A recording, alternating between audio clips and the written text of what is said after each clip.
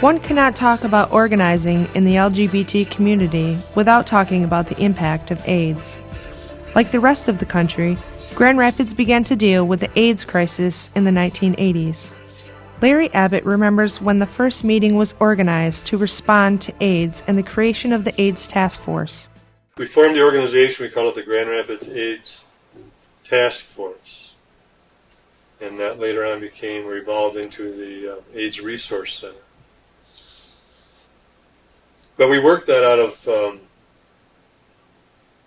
actually the office was in our house where I lived with my lover at the time. And he had AIDS, found out in '86. He tested positive. I tested positive in '86. A number of people that I knew tested positive. We were promoting testing at that time. More and more cases came in, and like I said, we never caught up. The response from the gay community was fantastic, and our support, our financial support, the first years was all from the gay community. The apartment bar underwrote all of our office expenses for 1 year, printing and materials, and said, anything you need, just give us the bill, and they wrote a check for it. But not all groups would fund AIDS work. Larry Abbott talks about one local nonprofit that did not contribute early only because AIDS was perceived as a gay issue. Initially, United Way wouldn't, when we went to them for funding, wouldn't fund us because of the AIDS issue, and AIDS being connected to people who are gay. They thought that they would lose their funding base. People wouldn't give to United Way if they knew that United Way was giving money to gay people, to AIDS. To help. Other people we interviewed talked about their first encounters with AIDS.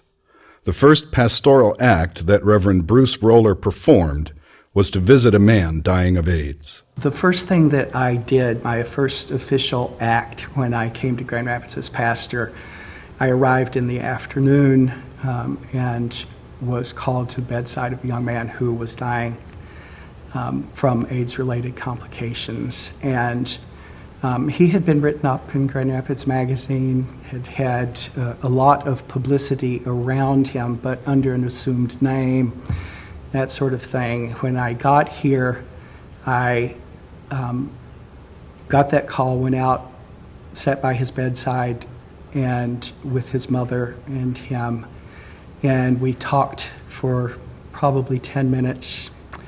It was obvious to me that he was very, very sick, and he said to me at that point, I asked him, he said, would you pray? And I said, certainly I'll pray. What shall we pray for?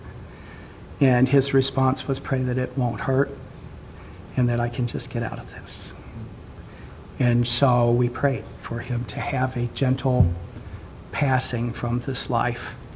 And even while we were standing there with his mother holding one hand and my holding the other, he died. And so it's kind of a graphic way to start a ministry in any location, but it set the tone for that 3 or 4 years of ministry. I had probably, as I recall it, about 60 funerals that I did of people that died from AIDS. Jan Koopman, the former director of the AIDS Resource Center, remembers the work being done in the early years. Initially, we were located on South Division next to Heartside Ministries, and so it was immediately downtown, and we were primarily involved initially in HIV care, because when the HIV/AIDS cases started coming in Grand Rapids, there was no one to care for people. So, and that's how most AIDS organizations began, as purely HIV care. So We had a food bank. We provided transportation. We did some financial assistance. We had a buddy program, which was very important those early days when so often HIV patients were shunned by their families, their churches, their workplaces.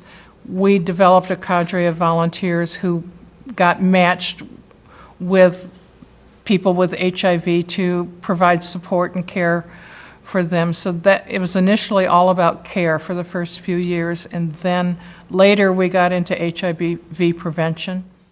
The stigma associated with AIDS resulted in a tremendous amount of bias and marginalization. Visiting a patient at one of the local hospitals here, he was, connected to an IV tube, and when the mealtime came, the nurse left the tray outside the room.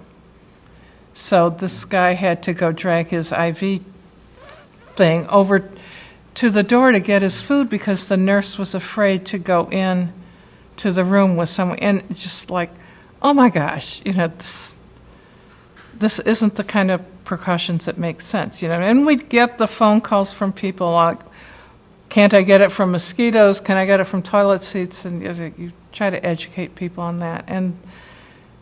And the fear about how you could get it led to things like funeral homes refusing to take the bodies, and so you started to identify these are the funeral homes that would, and some church, ministers would refuse to do the service. When Roger died, the first man that I worked with, when he died, his mother and I tried desperately to find someplace that would pick up the body, and there was nobody. We finally found a funeral home in Cutlerville that was willing to come out and pick up and embalm the body and have the services in their space. There weren't people, everybody was scared. People were really frightening. This was a frightening disease. It was a stigmatized disease. The gay and lesbian community responded to the dominant culture's marginalization of those with AIDS by making it one of their top issues. At the 1990 Grand Rapids Pride celebration, the keynote speaker was Cleve Jones, the founder of the AIDS Quilt Project. 1,000 people had already been killed in San Francisco alone by the new epidemic. People also organized to bring the AIDS quilt to Grand Rapids, and it was first displayed at the Grand Rapids Community College.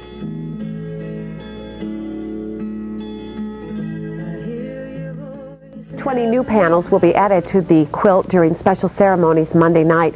Each will represent the name of a West Michigan son, daughter, or friend who suffered and died as a result of AIDS. News 8's Joe LaFurgie, along with photographer Dan Salas, take a look at a few of the people behind the new panels. Dennis Crowley's friends are working on a memory. Dennis was, first of all, a very remarkable talent. I mean, he was just wonderful to watch on stage. He had just incredible singing ability and dancing and acting ability. He always kept that effervescent personality and that great big smile and a twinkle in his eye, and I don't think I ever saw Dennis really down. Dennis was kind of a magical person. The music died for the former member of the Grand Rapids Robeson Players back in May of 1988. But the joy he brought to others continues. When I first met him, we became instant friends, and he became one of my best friends, one of my favorite people. A little bit of Dennis Crowley can be found in every stitch of the panel, and every stitch brings a reminder as well. For Cheryl, it's a line of a play the two performed in Color Museum. And at the end he said, "You'll never hear two fingers put together in a snap." And I think of Miss Raj, you'll never hear two fingers put together in a snap. And not think of Dennis Crowley, because he was a snappy kind of guy. I liked him a lot. I miss him a lot.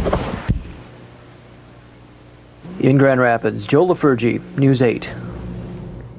In addition to the AIDS quilt work, local LGBT groups began organizing fundraisers for groups fighting AIDS.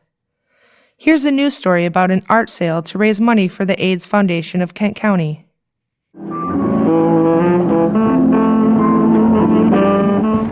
While a jazz band wasn't the only offering at tonight's benefit, about 100 pieces of art were on display and for sale. This is the first time that the foundation has used AIDS to fight art at this annual bash. The AIDS Foundation doesn't receive any government money. All of it comes from donations. The group still needs about $50,000 to meet the growing problem of AIDS in Kent County. Organizers hope to raise as much as $10,000. Jan Koopman also remembers some of the amazing fundraising that took place and how the LGBT community responded to this crisis. Certainly galvanized people. The LGBT community now had a common enemy that wasn't just straight people. The common enemy was this disease, and so people drew together. You know, there were, I don't know if you recall, incredible fundraisers at the gay bars and all over town within the community for HIV, because it was this common enemy. And then in doing HIV education, well, we often went into schools or churches, and when we could identify clients who were willing to come in and talk, and we had gay clients, and they'd come to a church or a school, then people sometimes had to rethink some of the stereotypes they had about gay people. Allies of the LGBT community also began to organize around AIDS. Jean Marshall, who lost a son to AIDS, was a member of PFLAG and was the co-founder of the AIDS Walk in Grand Rapids. The first year we had the AIDS Walk, and people would say, well, why are you doing this?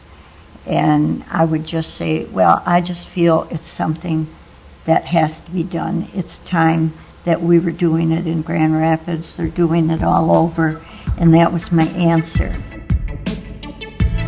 The AIDS Walk continues to this day, raising funds and raising awareness in Grand Rapids.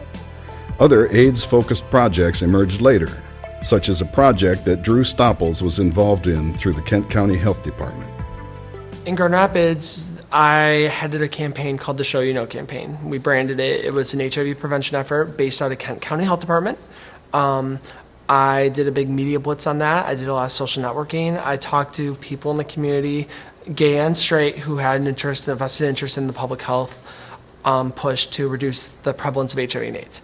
That said, the program did tailor a lot on the gay community. The grant was written for what we call MSM, which is monosexual men. So men who either identify as gay, bisexual, or transgender, or maybe they don't. They just happen to have sex with men. We were very effective. I can't give the numbers, but in terms of analytics, we tested so many people. There was a lot of support. I had a lot of news media, hard news, soft news, blogging. A great deal more could be said about the impact of HIV/AIDS in Grand Rapids. But it is clear from the interviews that the LGBT community was at the forefront of this issue. Unfortunately, the LGBT community lost many of its members in the 80s and 90s to this disease.